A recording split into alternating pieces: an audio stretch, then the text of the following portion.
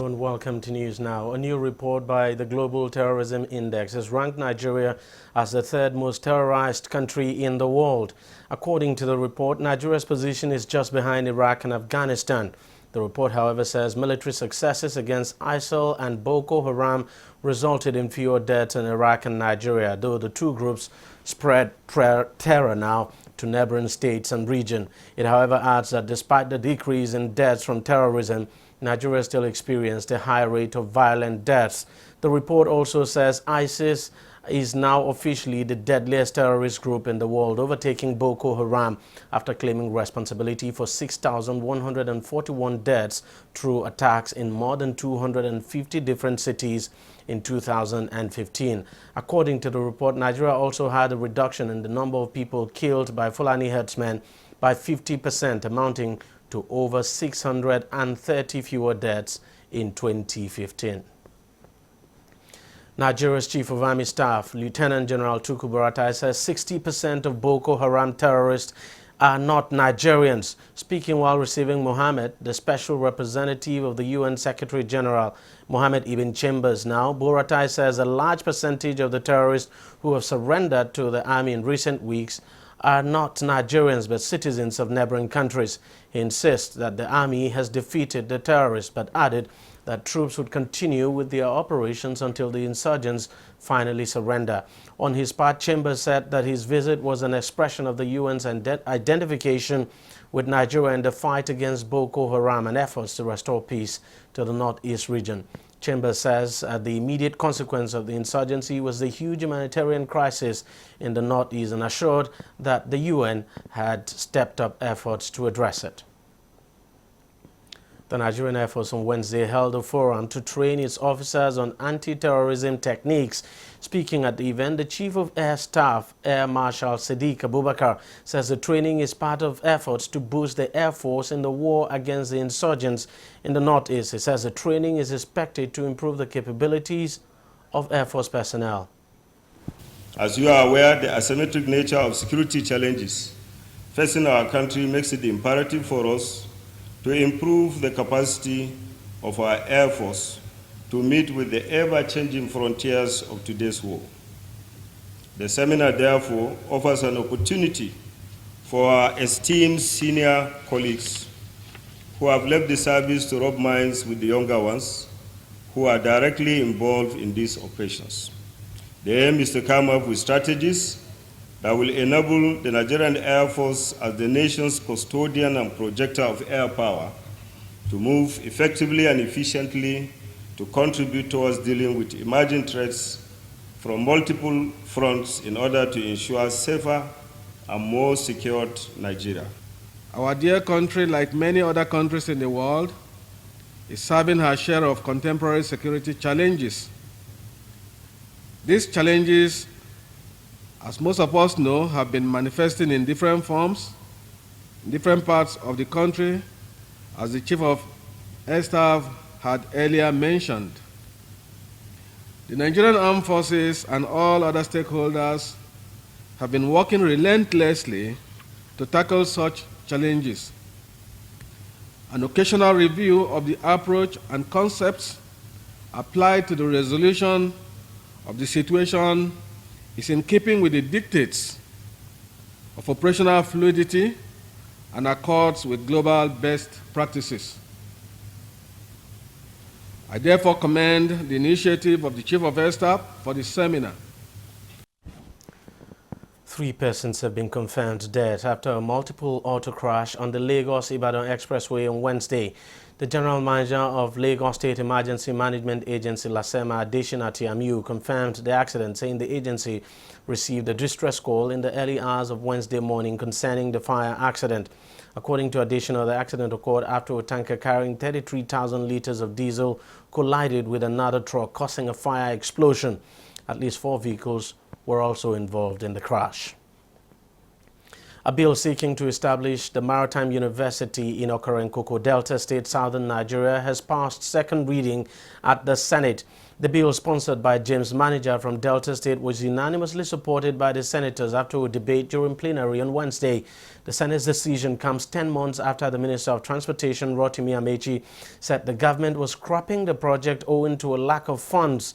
However, despite the minister's complaints, the Senate passed the bill on Wednesday. Senate President Bukola Saraki has, however, referred the bill to the Committee on Tertiary Institutions, which is expected to return it with a report in 4 weeks. The groundbreaking of the proposed school at Okorenkoko in Warri South local government area of Delta State was done by former President Goodluck Jonathan in 2014. However, there's been no law backing the establishment of the university.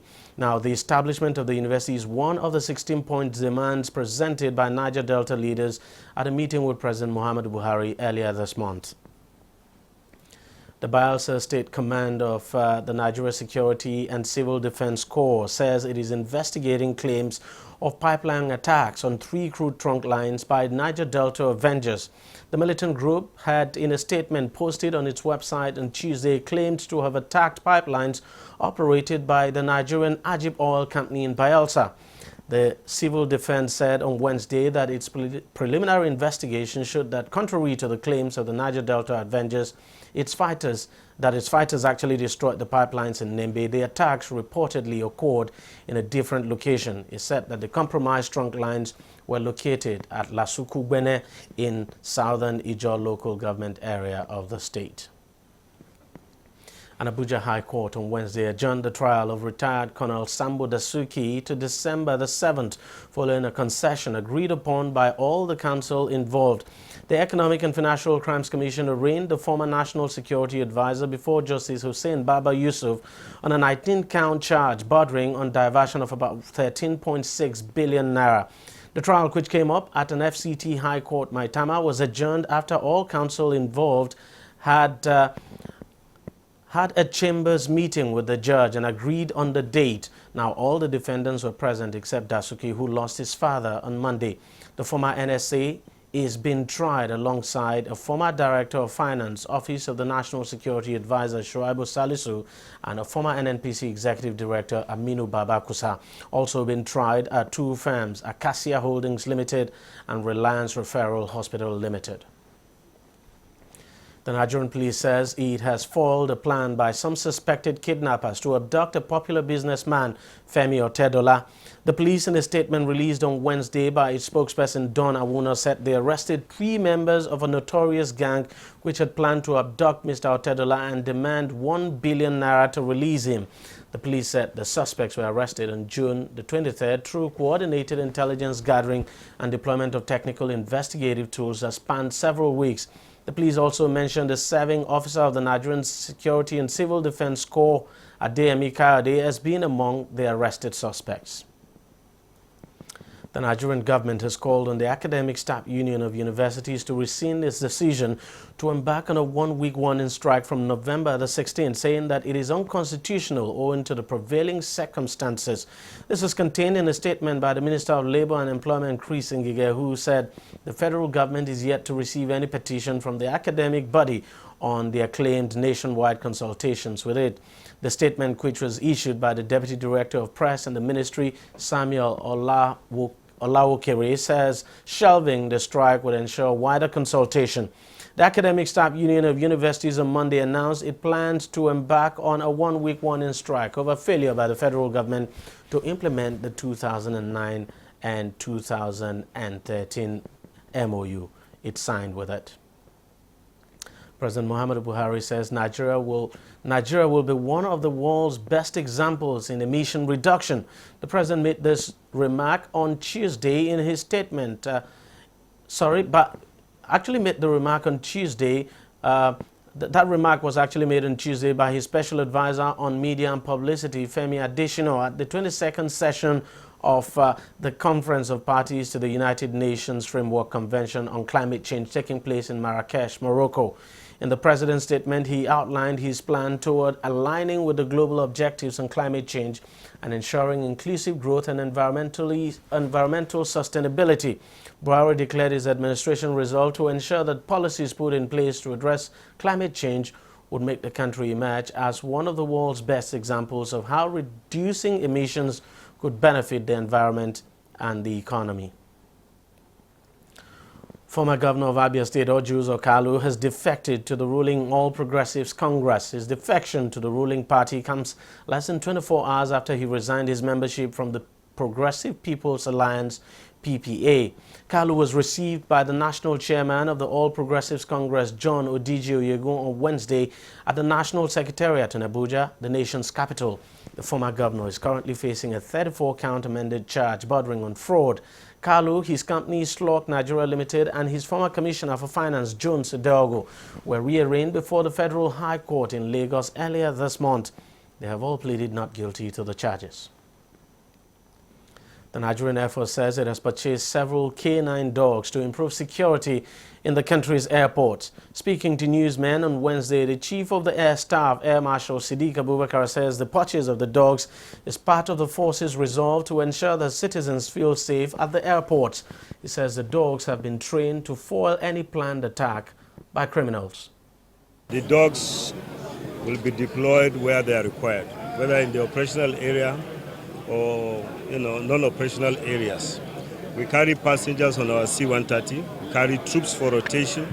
You need to screen these individuals that are going into our airplanes so that you don't have a situation where somebody sneaks in with an explosive. And similarly, of course, the dogs will be deployed to our airports so that they will make the airports more secured, and Nigerians will feel more secure traveling in our airports. That's the whole idea. The unique features of the K9 dogs, of course, its agility and the discipline that it has shown, and its ability and sensory organs that enables it even get beyond human capacity is something that adds value to what the Air Force has adopted. Of course, like we are told, one dog can do the job of more than 5 individuals. So, in a way, there's an added value to what the Air Force has done, and it also ties to what we are here for, adopting more innovative ways of getting things done based on the current environment.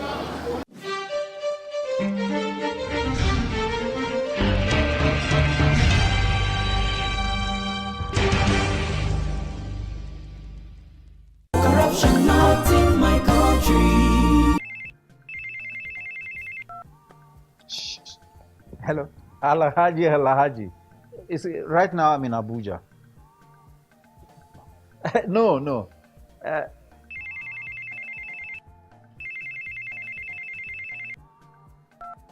Hello, Adamu. Right now I'm in Kano. Yes. When I get back, I will just call you. Look, what is wrong with you? I'm talking on the phone and you are gesticulating and doing. What's wrong with you? Daddy, where exactly are we as we speak? Are you alright? This is Lagos. Well, you just lied to someone that we're in Abuja. Keep quiet. Who told you can tell an elderly person is lying? Daddy, you just lied. And by lying, you're raising corrupt children for the future of Nigeria. That is corruption, not in my country. Corruption, not in my country.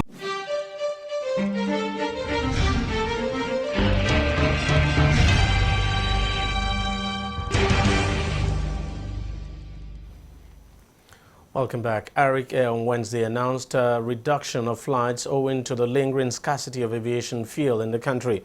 The airline made the announcement in a statement by its communications manager, Ola Adebanji, in Lagos. The airline says that aviation fuel scarcity started manifesting last week when major oil marketers began to ration supply of the product to airlines. As a result, it says it reduced flights with effect from Wednesday, November the 16th. Now, oil prices edged higher on volatile trading as the market weighed Russia's comments about a possible meeting with Saudi Arabia on possible output cuts against a bigger-than-expected U.S. crude storage build. Brent futures were up 28 cents at $47.23 a barrel, while U.S. crude rose 32 cents to $46.13 per barrel. The rise followed a surge of almost 6% on Tuesday on news the Organization of the Petroleum Exporting Countries would renew efforts to limit production. Russia, meanwhile, says it was ready to support OPEC's decision on an oil output freeze and sees big chances that the oil producers group can agree on the terms of the freeze by November the 30th. An airstrike targeting Islamist militants has killed at least 7 people near the southwestern Libyan city of Sabah, a local official and media report said on Wednesday. The early morning strike hit 3 houses in Gada, northwest of Sabah, destroying 2 of them and damaging the third, the official said. Forces on both sides of the conflict-ridden Libya's east-west political divide now have used warplanes to strike militant targets. The United States has also conducted airstrikes on Islamist militants in Libya, but a U.S. defense official speaking on condition of anonymity says its forces did not carry out the latest strike. Russian President Vladimir Putin has signed an order to have Russia withdraw from the International Criminal Court amid calls for his military to be referred over airstrikes backing President Bashar al-Assad in Syria and the annexation of Crimea. The president instructed Russia's foreign ministry to notify the United Nations of the country's refusal to be subject to the body's activity on Wednesday, following the same move by Gambia, South Africa and Burundi. Moscow said it was unhappy with the ICC's treatment of the case on Russia's short war with its neighbor Georgia in 2008, saying the court ignored aggression by Tbilisi against civilians in South Ossetia, a pro-Moscow separatist region of Georgia. To sports now, the Super Falconets of Nigeria on Wednesday recorded their first win at the ongoing FIFA Under-20 Women's World Cup after they came from a goal down now to defeat Canada 3-1. The team was thrashed 6-0 in their opening game against Japan on Sunday, and in their second game, the Falconets kept their World Cup hopes alive with the victory over Canada, courtesy of goals from Chinasa Uchendu, Joy Bokiri and Chinwendu Ihezuo. Nigeria must now beat Spain in their last group game to stand any chance of qualifying from the group stage. The president of the International Olympic Committee, Thomas Bach, says he has no regrets at all about letting Russia compete at the Rio Games this summer, despite a state-sponsored cheating program. In an exclusive interview with the BBC, Bach stands by his handling of the crisis, but admits that there are actually deficiencies in the current anti-doping system. The German has pledged to increase funding in the fight for clean sport if the World Anti-Doping Agency was reformed. Celtic manager Brendan Rodgers says he is unsure about a move for Steven Gerrard, but remains coy on any potential deal. Gerrard is still considering his next career move after confirming he will leave LA Galaxy next month, and the 36-year-old's previous working relationship with Rodgers has led to speculation he could end up in Glasgow. However, Rodgers on Wednesday indicated he would be keen on a reunion, but he refused to discuss his potential interest on Wednesday. Rodgers had previously coached Gerrard while he was Liverpool manager from 2013 to 2016. Well, that's it on News Now. Thank you very much for watching. Continue to stay tuned to TV360.